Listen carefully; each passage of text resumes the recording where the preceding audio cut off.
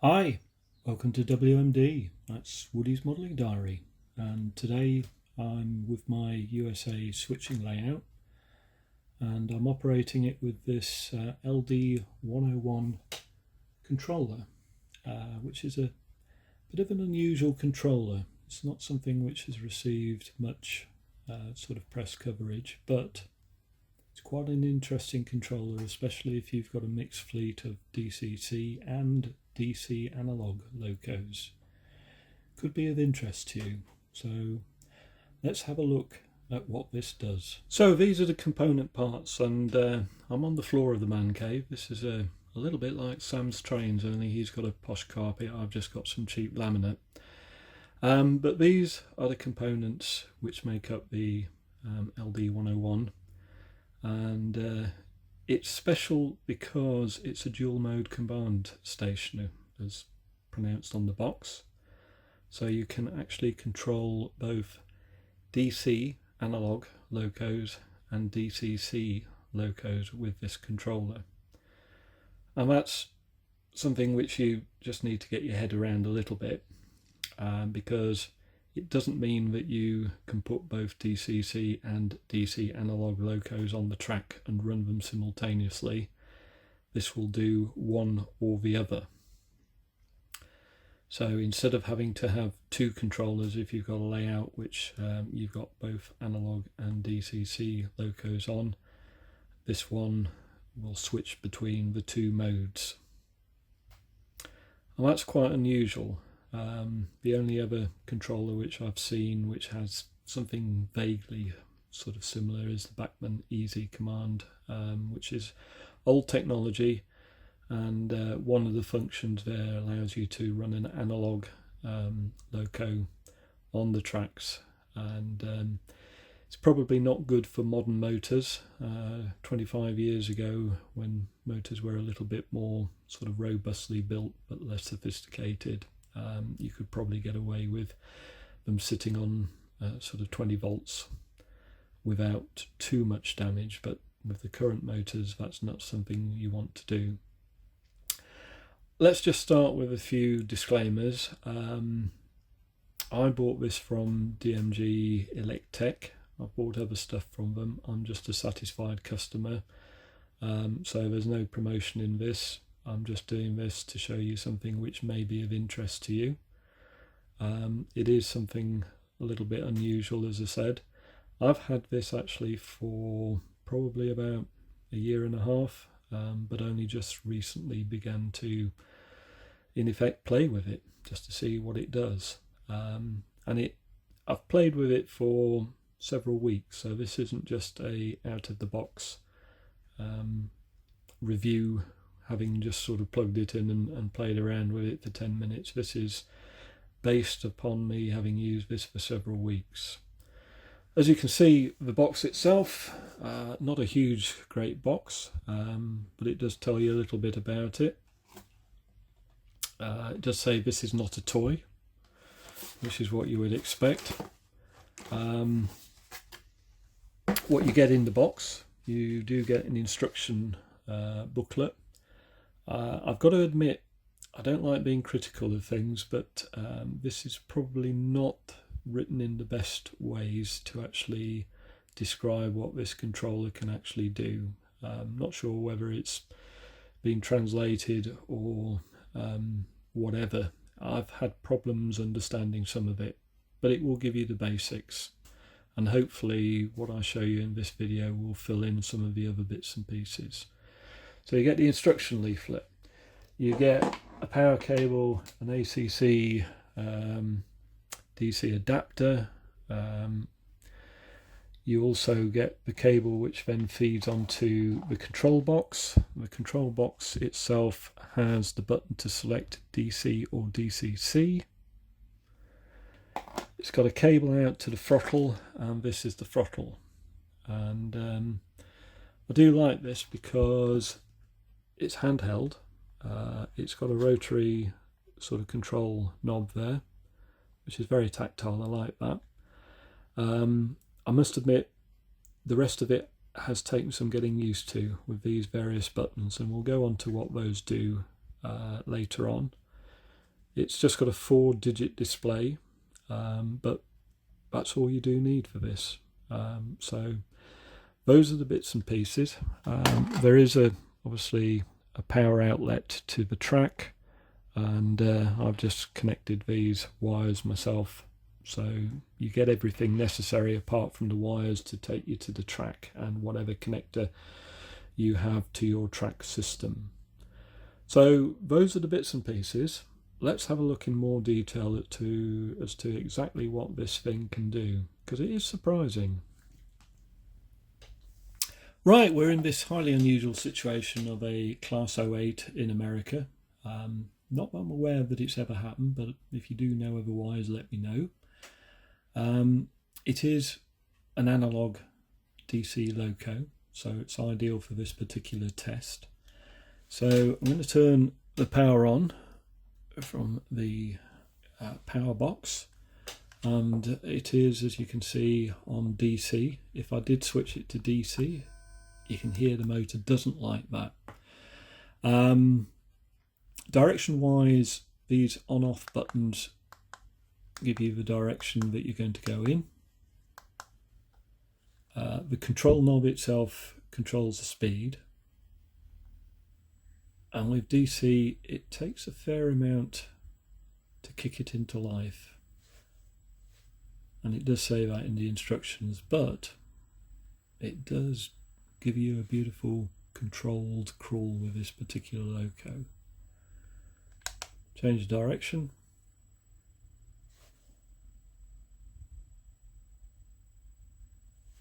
I'm impressed with that. The display will go up to 100 maximum speed on DC. So there you have it. That is your DC part of it. But obviously you're interested a lot more in the DCC stuff, so let's have a look at that. We've changed the locos over. The 08's gone, and we've replaced it with this Bachmann sound value fitted Alco shunter. So this is a DCC loco, so we'll change the button across to DCC, and because it's a sound value, the engine noise comes on straight away. It is number 3 on the sort of loco register. So if I want to actually move this, I've got loco number 3. I then press enter, which takes you into speed.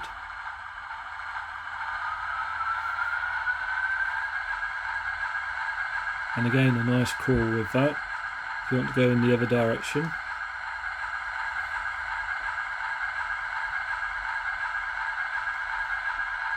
And if you want the functions, you press the enter button again, and it gives you the functions.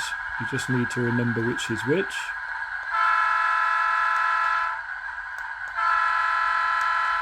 On and off with that. If I want to then reverse the loco, I've got to take it to the loco, which is number 3, and down to speed. And I'm going to change the direction with that button, and it comes back again.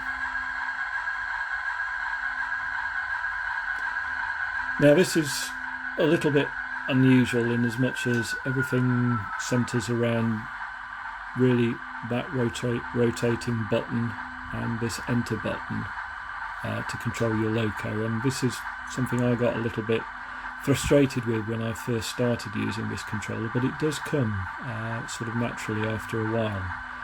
So I could select another loco,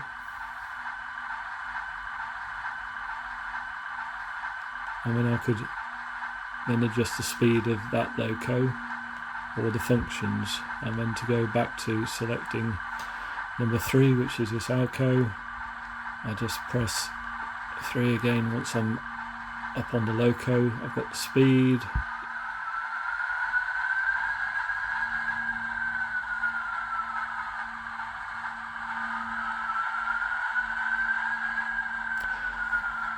let's make things a bit more interesting. Let's add another loco. So I'm just going to do that.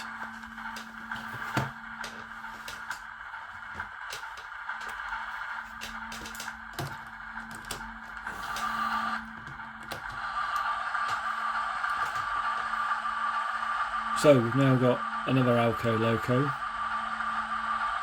this time in different livery, New York Central, and that's number 2. So I'm going to move, sorry, I'll start again, number 3, I'm going to move that away. And remember, this is the frustration sometimes, you've got to remember to get it onto the speed to get your direction. So I'll move that a little bit out the way.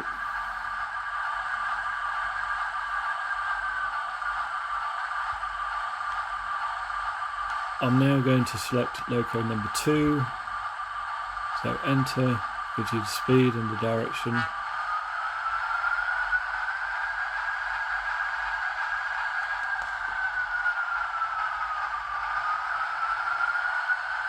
And again, if I want to go into the functions, I press that enter button again.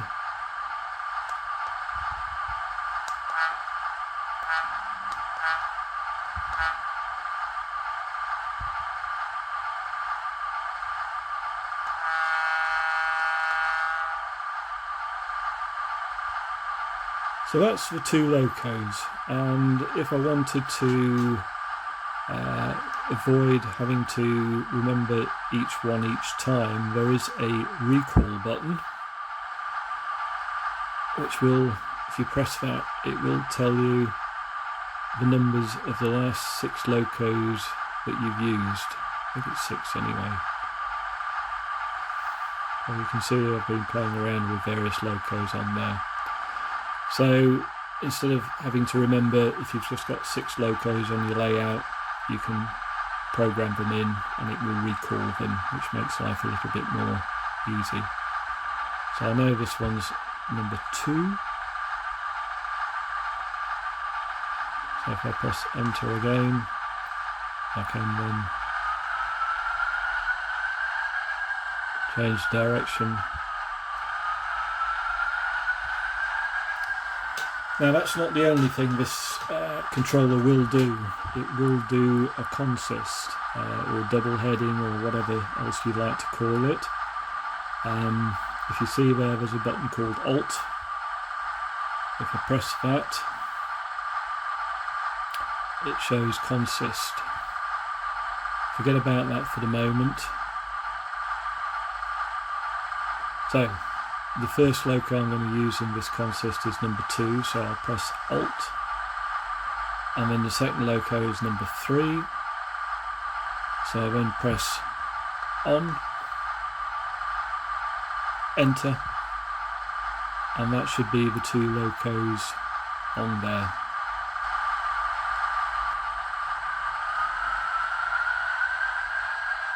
Sometimes, and I'm not quite worked out why, you get the different directions, hence the and I think it's something to do with the last direction of travel that you had the loco in. But as you can see, that one's just decided that it's, yeah, so they're fighting each other now.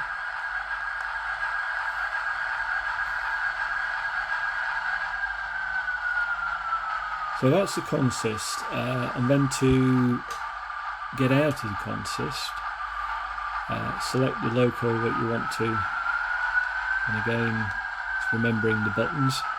You select the loco that you want to come out of the consist, so you press Alt, Enter,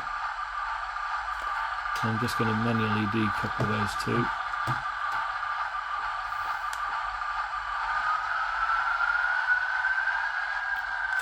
Not quite worked that time. Alt, Enter, and number 2's on its own again.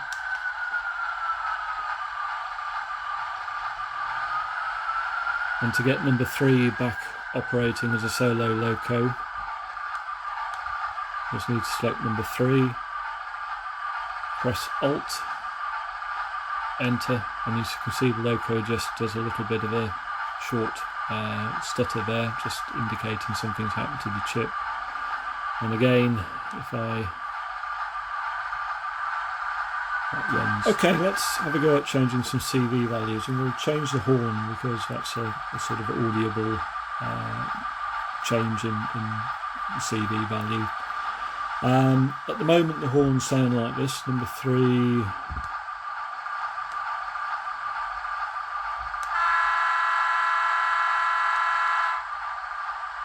And we'll go to loco number 2.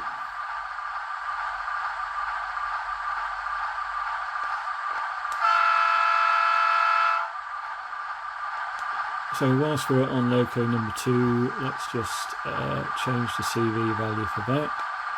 So I know the CV value for the horn change is 115, and you get to the CV values by turning this. Now obviously if you've got big numbers you could take a long time turning it.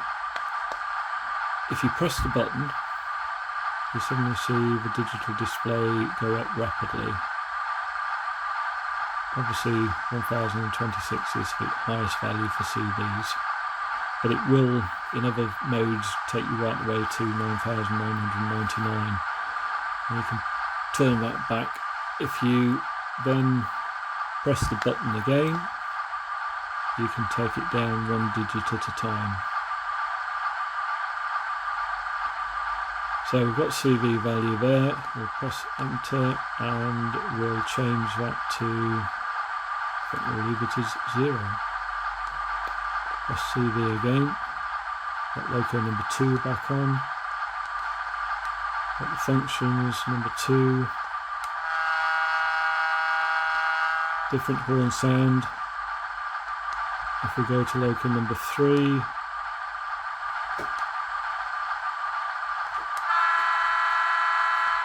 as you can see it's not actually changed that CV value of that at all. And for those of you wondering what that other noise is, I do have a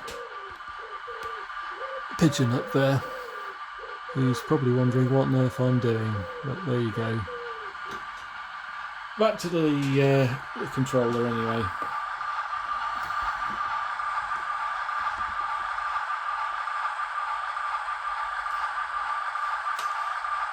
So that's programming on the main. As you can see, it will program just to one loco. The only thing where you have to be careful, and I'm going to turn these 2 locos off now, sound-wise, is a handy function with these decoders of F8, which takes the noise away. The only thing you've got to watch out for is if you're doing a factory reset, which is CV value on this controller of 1026. If you have all your locos on the track at the same time as you reset using that CV value, everything will reset. So again, that's something which really you need a separate service track for. So let's have a look at, say, setting a CV value on a different loco. I'm just going to take those 2 off the track. And again, the indignity of this Central Trains DMU. Highly unlikely in America, but there you go. It's what we've got. At the moment, using our recall button, this is actually 5233, so if I enter that,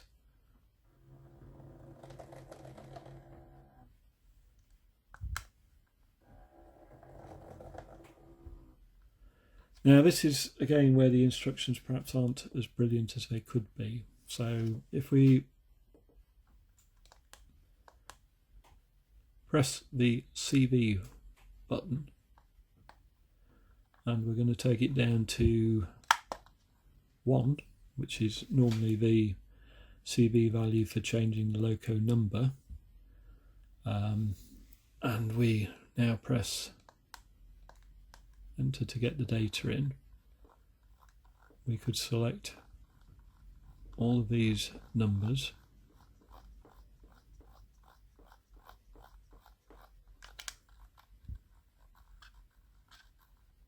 and it goes up to 255. And you think, that's not particularly good. I want 4-digit numbers. You can set it to 255, and if I were to press enter now, I think that should have done it. No, it hasn't.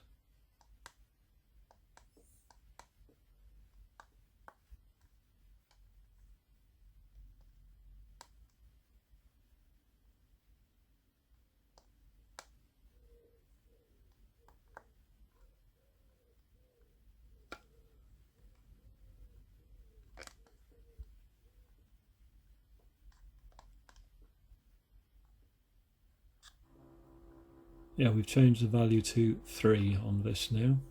And the other thing I should say in DCC mode is if you switch or push this button, you can switch, I think, between 14 steps and 128. See the difference?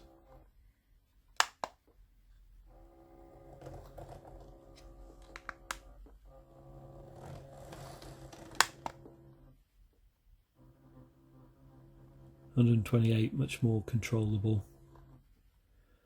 So you sort of can change up to value 255, and you think, well, that's not particularly good. I want 4 digits on my numbers. I mean, this one should be, I think it's, I would normally put it as 5223, which is what it was before. And there is a way of doing that, and you have to select your loco. So we know it's number 3 at the moment. We'll change the CV, but we're going to take it all the way up to 1025.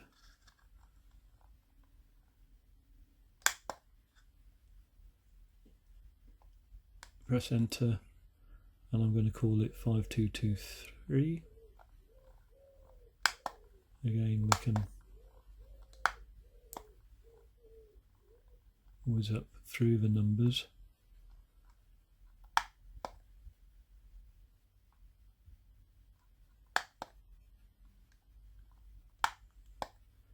Sometimes this isn't quite as selective or accurate as you'd want, and you have to press the button a couple of times. But anyway, that's where we are, 5223.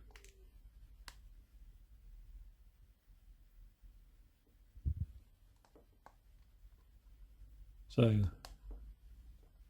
as you can see, under number 3 it no longer operates. But if we do recall 5233, and you can see we can use 4-digit addresses for the locos. Now it does also do accessory DCC chips, so if you've got points, signals or any of those sorts of things, you can use that in the game. This Alt button takes you to that. I don't have any, so I can't really comment on that. Sorry about that, but I'm sure it will do what it should do. So that's a little bit of a rundown of this controller, flaws and all. I think if I were to be a little bit critical, the buttons sometimes don't latch as well as they could do, and you do have to press 2 or 3 times. It does take some getting used to that cycle between the operating knob and the various other buttons, the enter to get you into the loco number, and then onto the speed, and then onto the functions, and then you have to cycle back through again. But it does come to you. So that's good. I like the fact that it's a handheld controller, and that's something which is tactile with a rotating knob for your speed. I think that's great.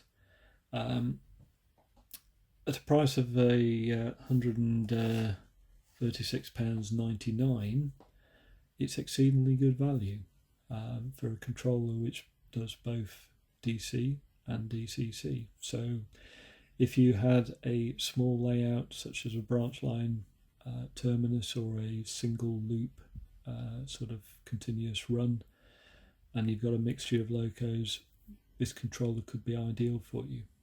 If you got your DC locos on there, you just switch it to DC mode. If you got your DCC, you just switch that across to DCC, and that's great. The other thing about it, I think, which is quite surprising, is the number of sort of additional functions it has beyond just being able to control a loco. The consist or double heading is something which is good. Being able to actually write the CV values of anything that the DCC chip will have, that's great as well. The only thing this won't do will read what values are already on there, so you need the tables, and those are readily available on the internet. I'm just looking at my bit of paper just to see if there's anything else I've got to say. The only other things which I will mention is there is an 8 amp booster available for this for £85.99 at current prices. That's July 2024. So if you have a garden railway with LGB stuff or O gauge layout with some heavy old motors, that could be the answer for you there. You can buy most of the parts to this control system separately, so that you can buy separately. The actual power box there you can buy separately, so it's not one of those controllers where if you have a problem and break something that you can't get the spares for it. They are available. As I say, I'm just a satisfied customer of DMG, Electech. This controller, they distribute it. It's obviously made elsewhere. I think it's ideal for a small layout. I wouldn't be able to use it on a huge, great club layout. I don't think it hasn't, as far as I'm aware, got the ability for multiple handsets or anything of that nature. But I think this lies in that sort of area where if you've got a small layout or you're just starting out on DCC and you still want to operate your DC locos, this is absolutely ideal. So on that note, I'll leave it there. If you've got any questions, I'll try and answer those if you want to leave those in the comments. Have a look at the DMG Electech website. I do believe that you can download the instructions, I think, from the website. So that might be something interesting if you want to have a look a little bit further on this particular controller. In the meantime, thank you ever so much for watching. It's not been the most exciting of videos from the fact of trains running, but I hope this has been of some use to you and might actually influence you either one way or the other as to whether this might be something for yourself. So there you have it. To those people who have subscribed to the channel, thank you ever so much. I never quite understand how people find some of the things I get up to so interesting, but nevertheless, thank you ever so much for subscribing. That really is an honour. Thank you.